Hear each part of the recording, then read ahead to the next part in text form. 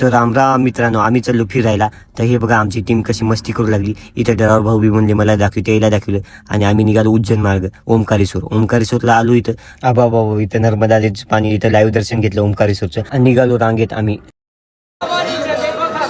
इथं ओमकारेश्वरचं दर्शन झालं, आम्ही निघालो आता उज्जैनचा मार्ग. आता आलो आम्ही महाकाल मंदिर. इथं थोडं हातपाय धुतले आणि मंदिराकडे निघालो. माझं भाग्य, कारण मी 300 केक कंप्लीट फॅमिली घेऊन आलो महाकाल दर्शनाला. इथं दर्शन छान झालं आणि आम्ही निघालो मंदिर बघाय. वाव, किती भारी मूर्ती आहे महादेवाची. आणि इथं बापून पावली म्हणली, आम्ही जराशी पावली खेळली इथं महादेवापाशी. आणि हे लुक किती भारी आहे. वाव, इथला नजारा पहा. मंदिर परिषद तर खूप छान आहे. आम्ही थोडी खरेदी केली आणि इथं कावड यात्रा येऊ लागली कोणती तरी. ते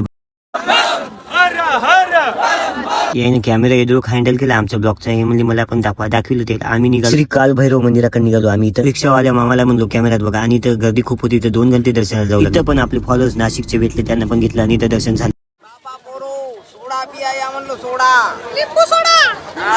तर काय निघालो परतीच्या रस्त्याने. एवढा ब्लॉग बनवाय 2 दिवस लागले आमचा. 2 दिवसाचा प्रवास. नक्की सांगा कमेंट मध्ये कसा वाटला.